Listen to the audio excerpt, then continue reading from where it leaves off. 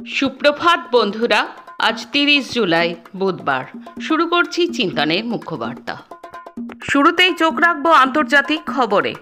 সরকারিভাবে কোনো ঘোষণা নেই, বরং নিঃশব্দে কখনো ভারত থেকে চীনা কর্মীদের দেশে ফিরিয়ে নিয়ে যাচ্ছে বেজিং, কখনো আটকে দিচ্ছে বিরল খনিজ এবং উন্নত প্রযুক্তির যন্ত্রপাতির রপ্তানি। সংশ্লিষ্ট মহলের মতে ভারতে স্মার্টফোন তৈরি কর্মকাণ্ড চালাতে প্রয়োজনীয় রপ্তানিতে এভাবেই পাঁচিল তোলার কৌশল নিয়েছে চীন। ফলে চলতি অর্থবর্ষে এদেশের $3200 কোটি মূল্যের স্মার্টফোন রপ্তানির লক্ষ্য কার্যত বিষবাও জলে। সংশ্লিষ্ট সংস্থাগুলির সংগঠন ICAA সমস্যার কথা জানিয়ে কেন্দ্রকে চিঠি দিয়েছে। তারা সেখানে বার্তা দিয়েছে অবিলম্বে চীনের সঙ্গে আলোচনায় বসা হোক। ভারতের সঙ্গে আমেরিকার অন্তর্বর্তী বাণিজ্য চুক্তি নিয়ে কথাবার্তা একেবারে শেষ পর্যায়ে। ইন্দোনেশিয়া যেভাবে তাদের বাজার খুলে দিয়েছে, এদেশের ক্ষেত্রেও তেমন চুক্তি হতে চলেছে। এই মন্তব্য করে ইতিমধ্যে আশঙ্কা বাড়িয়ে দিয়েছেন আমেরিকার প্রেসিডেন্ট ডোনাল্ড ট্রাম্প।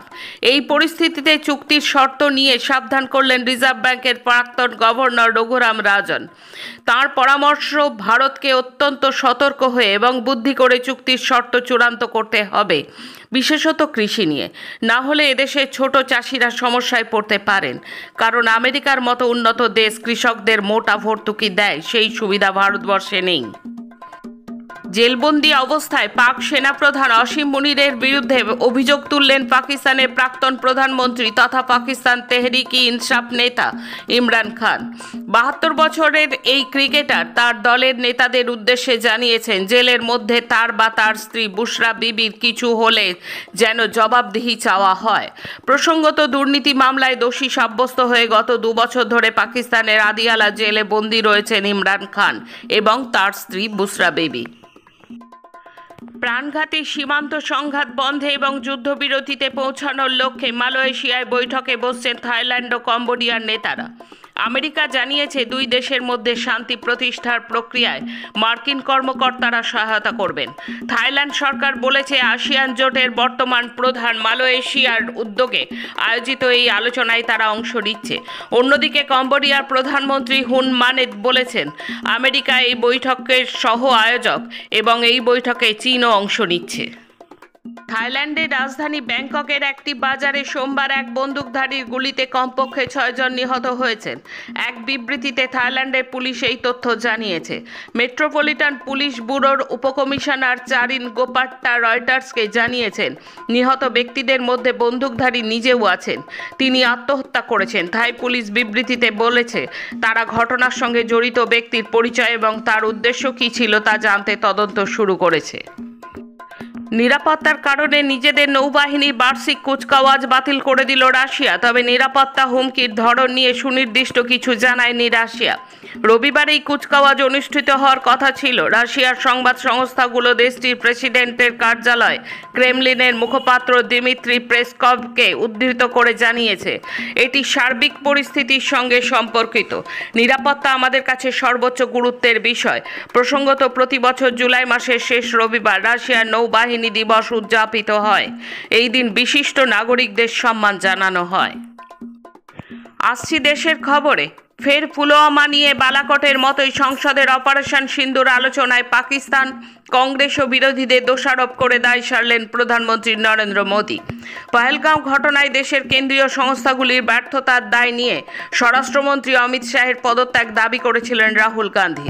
সেই প্রশ্নের উত্তর দিতে গিয়ে উগ্র জাতীয়তাবাদী তাস খেলে প্রধানমন্ত্রী এই ভিত্তিহীন অভিযোগ করলেন তার ভাষণে।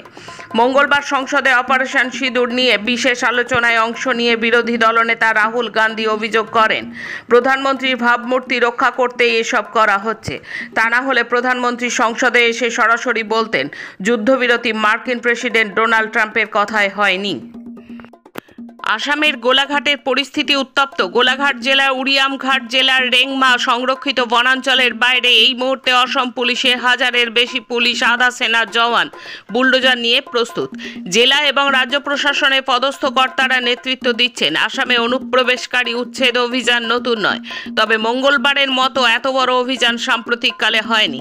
প্রশাসন এই অভিযানকে মেগা এভিকশন বলছে। প্রশাসনের বক্তব্য, বন লাগোয়া 10,000 বিঘা জমি মঙ্গলবারের অভিযান অভিযানে উদ্ধার করা হবে, উচ্ছেদ করা হবে 2000 পরিবারকে।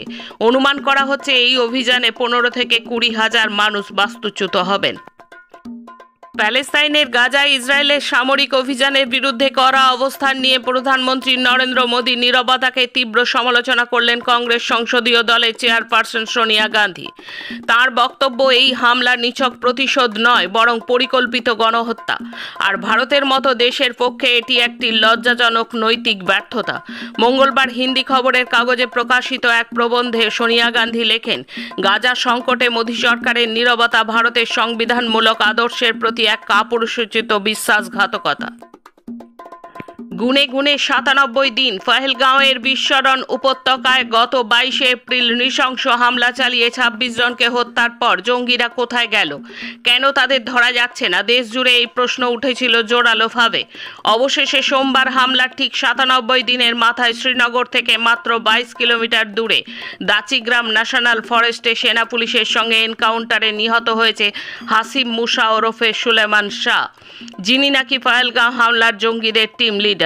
সূত্রের খবর, বাকি 2 নিহত জঙ্গির একজন আবু হামজা ও অন্যজন ইয়াসির। ঘটনাচক্রে এই খবর এমন দিনে সামনে এলো যেদিন সংসদে অপারেশন সিন্দুর নিয়ে আলোচনা শুরু হলো। ফলে এই এনকাউন্টার নিছকই সমাপতন নাকি কেন্দ্রীয় সরকারের হিসেবি পদক্ষেপ, এই নিয়ে প্রশ্ন উঠতে শুরু করেছে বিরোধী রাজনৈতিক মহলের দিক থেকে।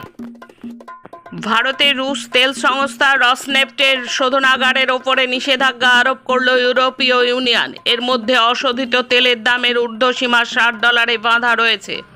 স্বল্পমেয়াদী ভোগ্যপণ্যের ব্যবসা থেকে বেরিয়ে এলো আদানি গোষ্ঠী। সাবেক আদানি উইল মার্ক কোম্পানি নিজেদের অবশিষ্ট 10.42% অংশীদারি খোলা বাজারে বিক্রি করে দিল তারা। লেনদেনের অঙ্ক 3,732 কোটি টাকা। সম্প্রতি দেশজুড়ে শিক্ষার্থীদের আত্মহত্যার ঘটনা উদ্বেগজনকভাবে বৃদ্ধি পেয়েছে, যা রুখতে সমস্ত শিক্ষা প্রতিষ্ঠানে মানসিক স্বাস্থ্য সুরক্ষা নিশ্চিত সহ 15 দফা নির্দেশিকা জারি করেছে সুপ্রিম কোর্ট। এক মামলার পরিপ্রেক্ষিতে বিচারপতি বিক্রম নাথ এবং বিচারপতি সন্দীপ মেহতার বেঞ্চ দেশের সমস্ত স্কুল, কলেজ, বিশ্ববিদ্যালয়, কোচিং সেন্টার, প্রশিক্ষণ একাডেমি এবং হোস্টেলের জন্য এই নির্দেশিকা জারি করেছে। এখন রাজ্যের খবর। জয়েন্টের ফলাফল প্রকাশ নিয়ে আগামী সপ্তাহে রাজ্য এবং বোর্ডকে হলফনামা দেওয়ার নির্দেশ হাইকোর্টের। মঙ্গলবার জয়েন্ট এন্ট্রান্সের ফল প্রকাশ সংক্রান্ত মামলায় এমনই নির্দেশ দিল কলকাতা হাইকোর্ট। বিচারপতি সুজয় পালের ডিভিশন বেঞ্চে এই মামলার শুনানি ছিল। বোর্ডের পক্ষে কোনো আইনজীবী শুনানিতে ছিলেন না। সে বিষয়ে বিচারপতিরা উষ্মা প্রকাশও করেন। কোর্ট পরিষ্কার জানিয়ে দিয়েছে, ওবিসি সংক্রান্ত মামলার সঙ্গে ফলাফল প্রকাশের কোনো সম্পর্ক নেই। বিচারপতি বলেন, হয় আগামী সপ্তাহের মধ্যে ফলাফল প্রকাশ করতে হবে, নতুবা ফলাফল প্রকাশ করতে কেন দেরি হচ্ছে তা জানাতে হবে। কোর্ট পরিষ্কার বলেছে, ছাত্রছাত্রীদের ভবিষ্যৎ নিয়ে ছিনিমিনি খেলা যাবে না। রবিবার রাতে বাইকে করে বাড়ি ফেরার সময় পুরুলিয়া বোকারো 18 নম্বর জাতীয় সড়কের ওপর পুরুলিয়া শহরে জলট্যাঙ্কি মোড়ে রাস্তার মাঝে গর্তে ধাক্কা খেয়ে গুরুতর আহত হন লাগদা গ্রামের বাসিন্দা সুরজিৎ ব্যানার্জি নামে এক স্কুল শিক্ষক। তড়িঘড়ি তাঁকে পুরুলিয়া দেবেন মাহাতো সরকারি মেডিকেল কলেজ ও হাসপাতালে নিয়ে গেলে চিকিৎসাধীন অবস্থায় মৃত্যু হয় তাঁর। ঘটনা জানাজানি হতেই ক্ষোভে ফেটে পড়েন লাগদা গ্রামের মানুষ সহ ওই রাস্তা দিয়ে যাতায়াতকারী মানুষজন। সোমবার সকালে 10টা নাগাদ সাধারণ মানুষ পুরুলিয়া শহরের রাঁচি রোড জাতীয় সড়ক অবরোধ করে বিক্ষোভ দেখান। অবরোধকারীদের দাবি, দ্রুত রাস্তা মেরামত করতে হবে এবং মৃত ব্যক্তির পরিবারকে ক্ষতিপূরণ দিতে হবে। বছর ঘুরলেই পশ্চিমবঙ্গে বিধানসভা ভোট। রাজনৈতিক দলগুলি যখন ভোট প্রস্তুতিতে গা ঘামানো শুরু করে দিয়েছে, তখন বসে নেই নির্বাচন কমিশনও। ইতিমধ্যেই পশ্চিমবঙ্গে বিভিন্ন ডিভিশনে নির্বাচন কমিশনের তরফে বুথ লেভেল অফিসারদের প্রশিক্ষণ দেওয়া শুরু হয়ে গেছে। যে প্রশিক্ষণে বিশেষ জোর দেওয়া হয়েছে ভোটার তালিকায় বিশেষ নিবিড় সমীক্ষা বা স্পেশাল ইন্টেনসিভ রিভিশনের ওপর। বিহারে যে প্রক্রিয়া কার্যকর করা নিয়ে আপাতত জাতীয় রাজনীতি আলোড়িত। সোমবার রাতে সিকিম পাহাড়ে প্রবল বর্ষণের ধাক্কায় ভূমিধস ও অর্পা বানে লণ্ডভণ্ড দশা বিস্তীর্ণ এলাকায়। প্রবল বৃষ্টিতে বিপর্যস্ত দার্জিলিংয়ের বিস্তীর্ণ অঞ্চল। শিলিগুড়ি সিকিম সড়ক যোগাযোগের লাইফলাইন 10 নম্বর জাতীয় সড়কের ওপর দিয়ে বইছে তিস্তা। সেবক, রাগবো এবং সিংতাম ও রংপুর মধ্যে বিভিন্ন এলাকায় ভূমিধসে ও অবরুদ্ধ হয়েছে জাতীয় সড়ক। সিকিমের গ্যাংটক জেলায় কয়েকটি রাস্তা ভূমিধসে অবরুদ্ধ হয়েছে। সমতলে তিস্তা নদী বিপদসীমার ওপর উপর দিয়ে বইতে শুরু করায় সেচ দপ্তরের তরফে লাল সতর্কতা জারি করা হয়েছে। শেষে খেলার খবর। ব্যারাকপুরের বিভূতিভূষণ বন্দ্যোপাধ্যায় স্টেডিয়ামে কলকাতা লিগের ম্যাচে মোট 6 গোলে জিতল ইস্টবেঙ্গল। প্রথমার্ধের শেষে বেহালা স্পোর্টিংয়ের বিরুদ্ধে 3-0 গোলে এগিয়েছিল লাল হলুদ। ম্যাচের 17 মিনিটে কর্নার থেকে ফিরতি বলে গোল করে দলকে এগিয়ে দেন ইস্টবেঙ্গলের চাকু মান্ডি। প্রবল বৃষ্টিপাতের ফলে ব্যারাকপুর স্টেডিয়ামের মাঠের অবস্থা তথৈবচ। মাঠে জল থাকায় বল ঠিকমতো গড়াচ্ছিল না। ফুটবলারদের বেশ সমস্যার মুখে পড়তে হচ্ছিল ম্যাচে।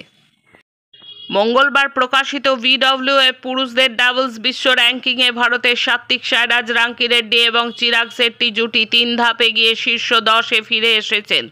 সেমিফাইনালে মালয়েশিয়ান জুটি অ্যারন চিয়া এবং সোহ উই-ইকের কাছে 13-21, 17-21 ব্যবধানে হেরে যাওয়ার পর প্রাক্তন বিশ্ব নম্বর 1 জুটি এখন তালিকায় 10তম স্থানে। আজকের মুখ্য বার্তা এই পর্যন্ত। নমস্কার।